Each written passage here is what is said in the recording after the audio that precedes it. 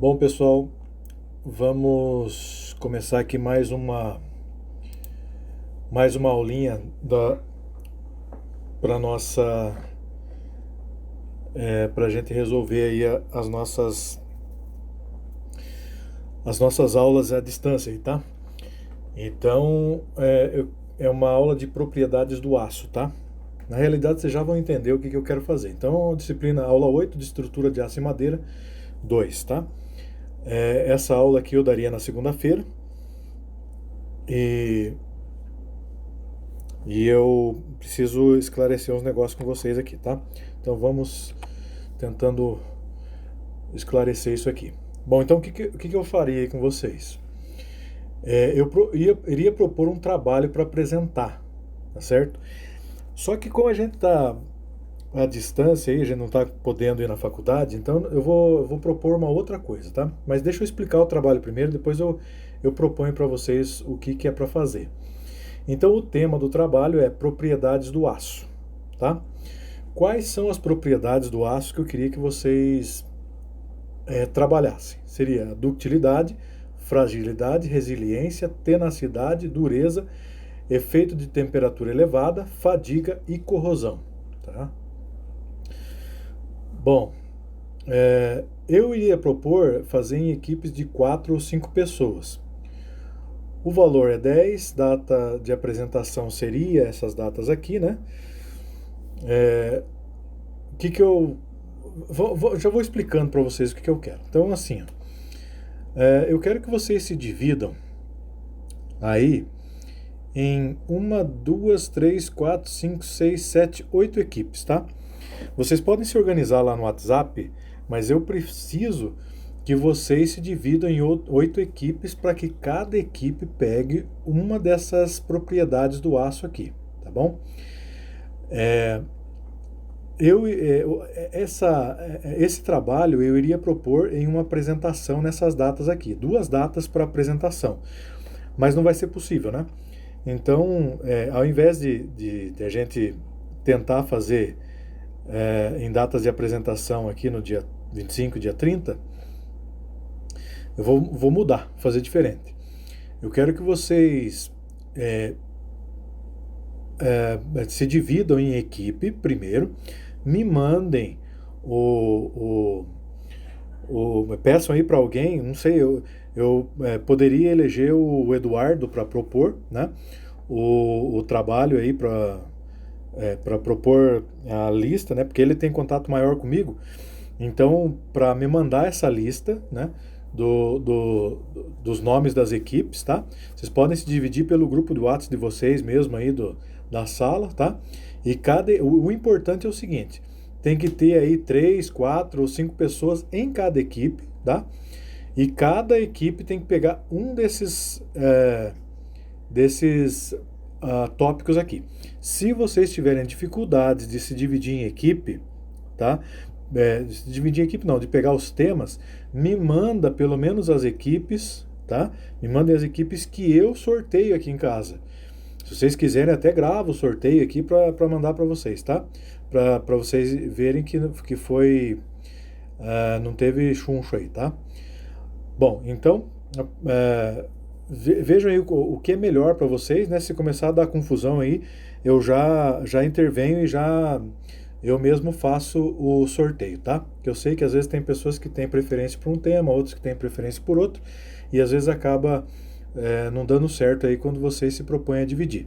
Mas aí eu entro no meio e faço essa divisão para vocês, tá? Eu só quero então que vocês, pelo menos, dividam as equipes. Tem que ter uma, duas, três, quatro, cinco, seis, sete, 8 equipes, tá? O que mais? O que vocês vão fazer? Ao invés da gente apresentar em aula, igual tá aqui, eu quero que vocês façam um vídeo pequeno aí, tá? Vocês podem usar até o celular mesmo de vocês.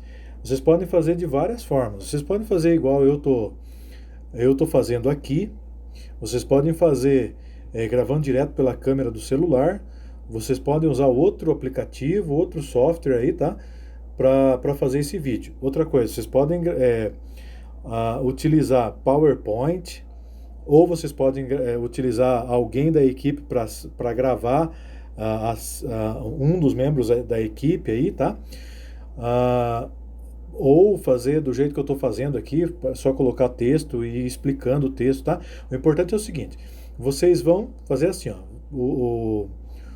vocês vão explicar a propriedade que vocês pegaram na equipe. Por exemplo, a equipe pegou lá dureza, né? Ah, dureza, isso, aquilo, assim, assim, assim, é uma propriedade do aço, tá? É isso que vocês vão fazer. Então, vocês vão explicar a propriedade. Vocês vão dar um exemplo da propriedade em um caso real. Por exemplo, a dureza do aço foi constatada quando aconteceu um acidente assim, assim, tá? Então, essa é a pesquisa de vocês. E também, se for possível, um exemplo de teste de mensuração da propriedade. Por exemplo, como que eu meço a dureza do aço, tá? Então, é isso que vocês vão fazer no trabalho. Também, vocês, além dessa apresentação que vocês vão fazer, isso não precisa fazer um vídeo aí igual os que eu faço aqui de 20, 30 minutos. Faz só a propriedade da equipe de vocês e acabou, tá? Vocês vão ter que elaborar também o mesmo conteúdo que vocês fizerem em vídeo, vocês produzam um material, tá? Faz um trabalho escrito. Por quê? Porque vocês vão ter que postar lá no campus do Unimestre, tá bom?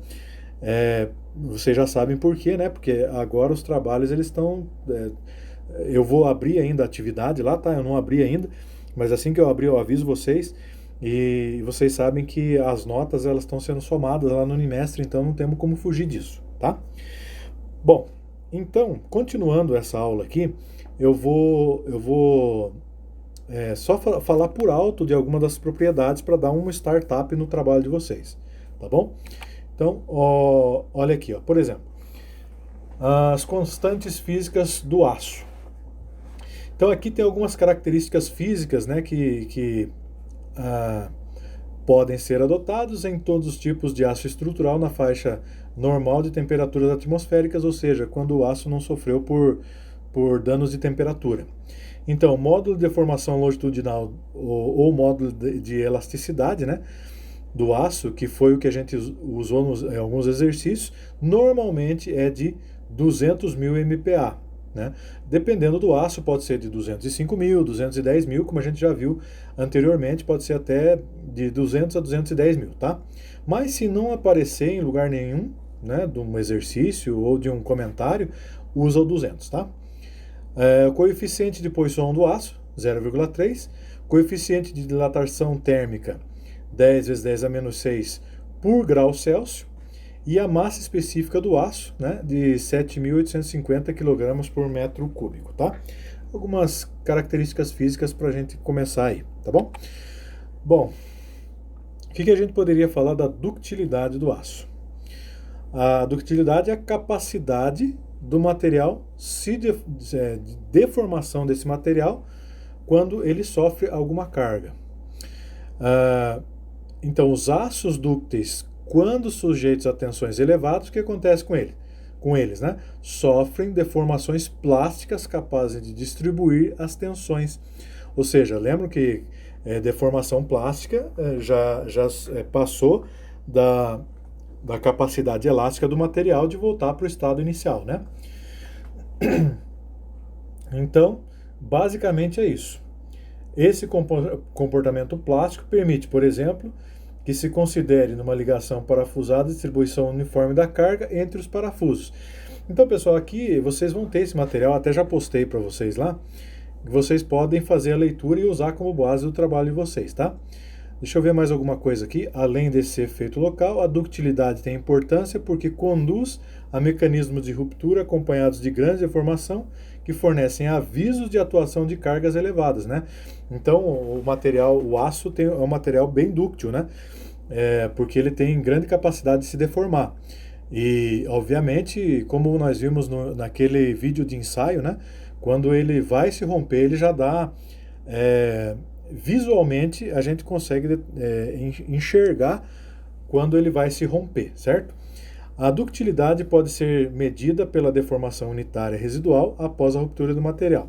As especificações de ensaio do material metálico estabelecem valores mínimos de elongação unitária na ruptura para as diversas categorias dos aços. Quem pegar a ductilidade, então já tem uma introdução rápida aqui do que vocês devem fazer no vídeo e no trabalho escrito, tá bom? Fragilidade. Então, se a ductilidade é a capacidade de deformação, a fragilidade é o oposto da ductilidade, ou seja, os aços podem se tornar frágeis pela ação de diversos agentes, como por exemplo, baixa temperatura do ambiente. Ele perde ductilidade e fica mais frágil, né? Efeitos térmicos locais causados, por exemplo, por solda elétrica, ou seja, o aumento da temperatura. Também pode ser que torne o aço mais frágil.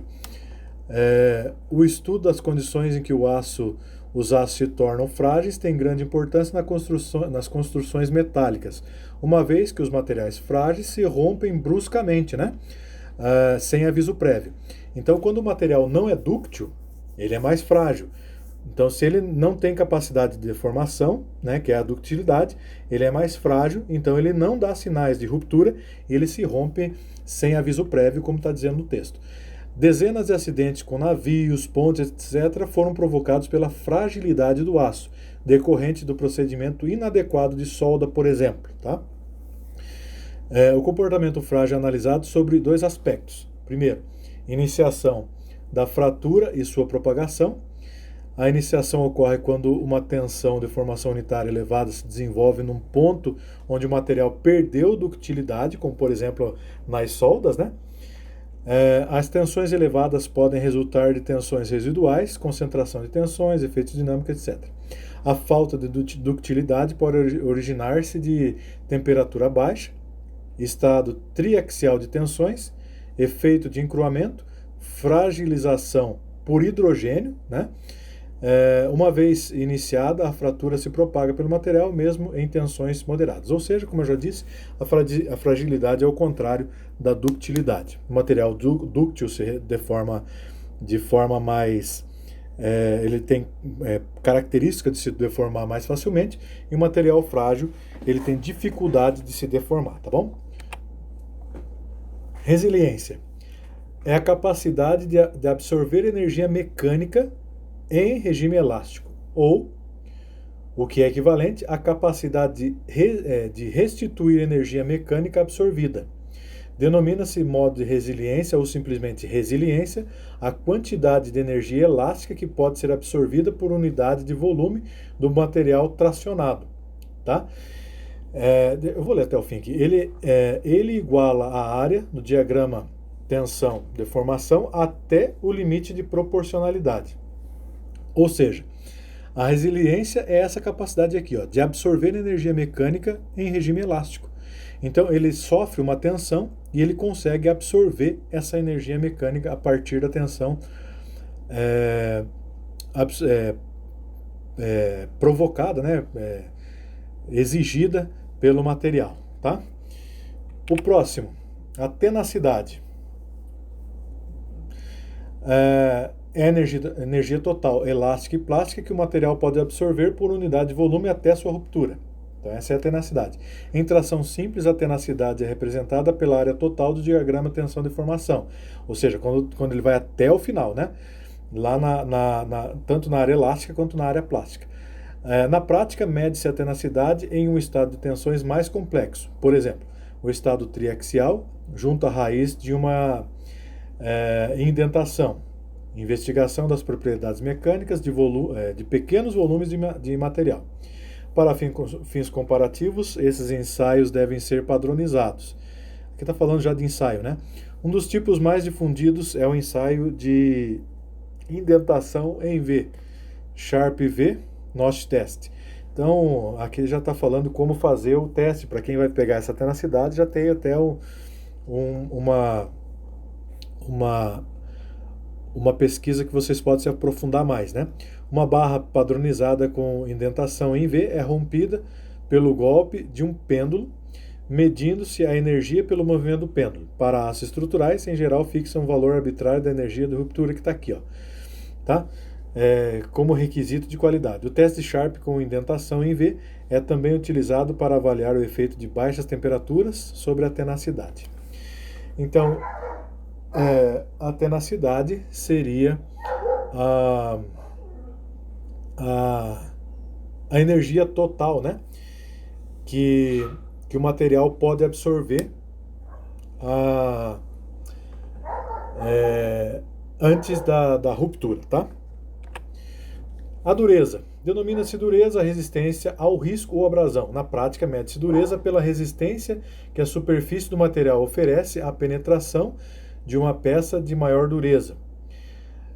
Existem diversos processos, como o Brinell, penetrador de formato esférico de 10 milímetros de diâmetro, feito de aço de elevada dureza ou de carbeto de tungstênio. Enfim, estão falando de mais de alguns testes aqui. As relações físicas entre a dureza e a resistência foram estabelecidas experimentalmente, de modo que o ensaio de dureza é um meio expedito de variar a resistência do aço. Ou seja, a dureza é quando você tem um material que você bate ou risca, né?